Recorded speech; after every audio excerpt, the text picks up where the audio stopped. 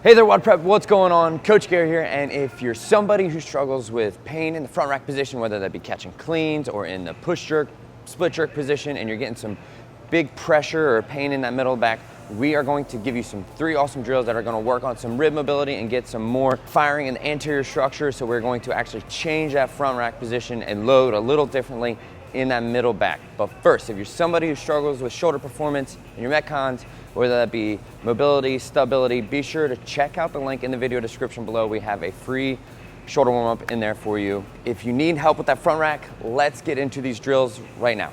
So first, let's show you what we're talking about. So we're in this front rack position, and we're talking about most of us are a little too straight, overextended, and we get stuck in this very straight position in our thoracic spine. So that kind of looks like this. We get into this front squat position. Instead of having a little bit more activation in the front, we go to this position, super overextended. We think we have to get upright as possible. That's gonna overload that middle spine. So we're gonna give you a couple drills you can do right now to one, regain some better thoracic curvature and get some good rib mobility and actually some good breathing patterns. And then we're gonna get some activation of the core. And then lastly, we will reintegrate all of that into that front squat. So the first thing we're gonna do is you're gonna get into the crawling position.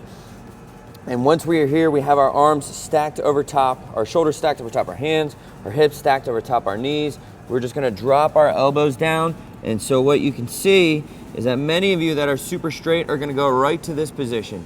What I want you to learn is how to activate some more anterior structure, get the serratus anterior firing, and then to integrate our core, we're also going to breathe. So we're going to inhale. I inhale up into those ribs. I try to round a little bit more as I press my elbows into the ground, or think about pushing your shoulder blades into your armpits. And then I'm going to let out a big exhale. And when I exhale, I feel like I'm closing everything down. My diaphragm is sucking up into my lungs, right? Pull your diaphragm up into your heart. So we're here. I inhale, round. It's going to help kind of the intercostals get some better rib mobility. Exhale. Pull the diaphragm up into the spine. Feel that belly button suck in. As we get a full exhale, you're gonna feel your transverse activate. And now you see how I have this good thoracic curvature. So this is going to help get some activation, get some good curvature back into that thoracic spine. And you can just hang out here for 10, 15 breaths, do two or three sets, and just breathe into those ribs. Exhale. And so anytime we're kind of stuck in that overextended position of that diaphragm, rib cage, we want to rewire that breathing pattern, kind of approximate that diaphragm a little bit more down, neutral, not so much up here, and overextended and pushing out this way. So we're kind of exhaling out, getting here, and that exhale is going to help that anterior structure learn how to fire.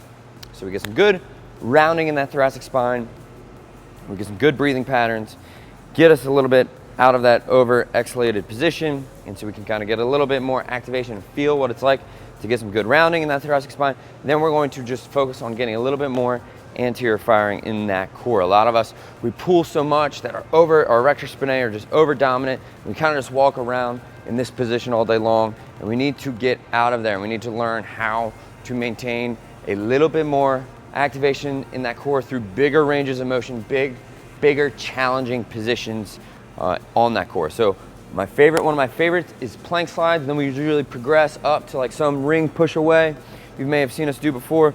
But plank slides are a good one to get started, just to feel what it's like to bail to that overextended position. So we're on the ground, we get into this plank position first, and again, we get that good activation, pushing into that ground, and then we lift our knees up, right? So I'm here, I can go ahead and just work on breathing, exhale, and just keeping that good round. Once you have your athlete or you're in this position, you can maintain that drive into the ground, and you're not like this, right? We're here and active. Then we can go ahead and add a little push away. And so as you get further back, you're naturally going to be inclined to want to dip and overextend in that thoracic spine. We want to stay out of that. So we're just going to slide forward and back in that good position. I should have had the sliders on the other side. They're a little sticky right now. but you're gonna go forward and back, obviously, and you can see as I push my hands, I'm gonna be more inclined to overextend, just like if we're catching that push jerk, something that's going to be very demanding, very reactive. Our natural position is gonna go to that spot where we feel the body feels comfortable, it's wired to catch. So we wanna go ahead and challenge in that position, going into that slide, keeping that good rib cage position, not going to here, right? And then naturally that is going to help right away with our pressing, right? We have that upward rotation of the shoulder blade. It's going to help teach us how to keep this structure engaged, which is going to help the shoulders.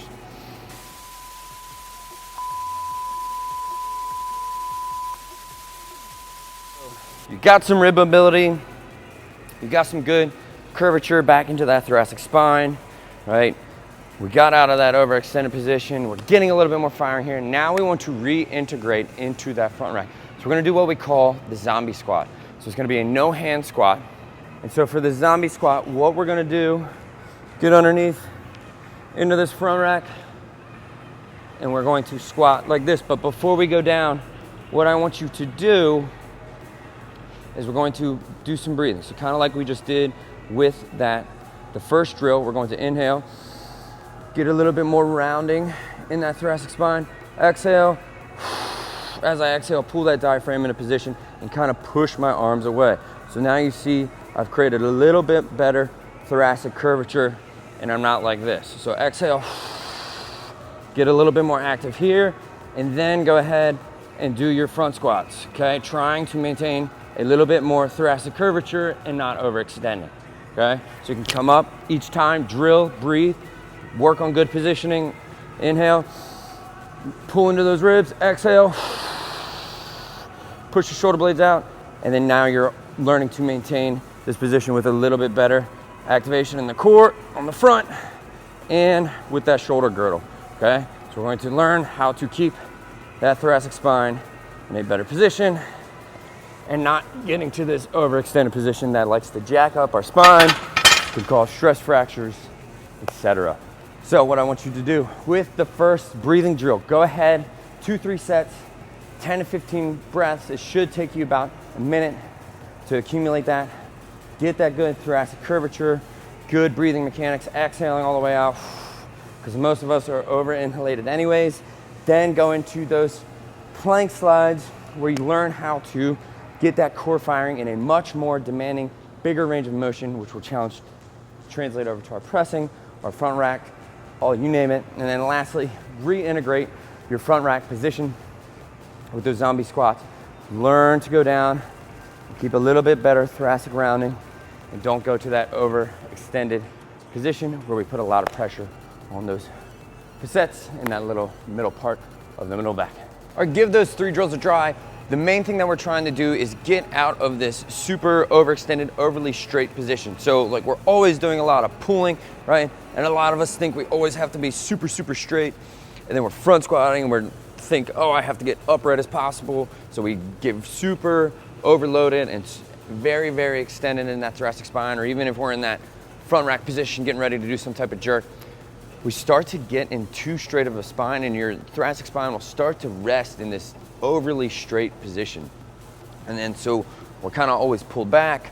And in this position, overextended, abdominals are shut off, serratus anterior is shut off. And so what we're gonna do with these 3 drills, the main aim is we're gonna get some rib mobility because these ribs kind of just get matted down. We're leaning back, hanging back on these facets, and they get very stuck in that straight position. We're gonna try to get some more rib mobility in there, get the ribs and everything kind of setting with a little bit more curvature in that thoracic spine. Then we're also trying to get more anterior firing, right?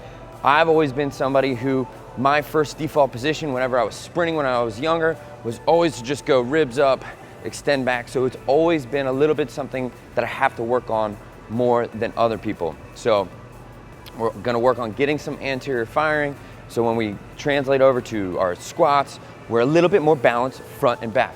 Okay, so that's the second goal. And then the third goal is, a lot of us, since we do so much pulling, overhead pull-ups and a lot of overhead pressing, we don't do a lot of horizontal pressing and getting some good protraction in that shoulder. So getting that serratus anterior a lot stronger. which is a kind of like a postural muscle. We want to have good balance between our rhomboids and our serratus anterior. So a lot of us, actually, if we're really stuck in this over position, a lot of us, our rhomboids are a little too overactive, and the serratus anterior is a little too weak. So we want to get a little bit more balanced shoulder girdle with these drills, which is going to help that postural position rest in that little bit more curved spine. So if you're somebody, like I said, you're struggling with that pain or stiffness in that front rack position, we need you to get a little bit more rounded in that thoracic spine, get a little bit more engagement in the anterior structure. We're gonna kind of think diaphragm, ribs down.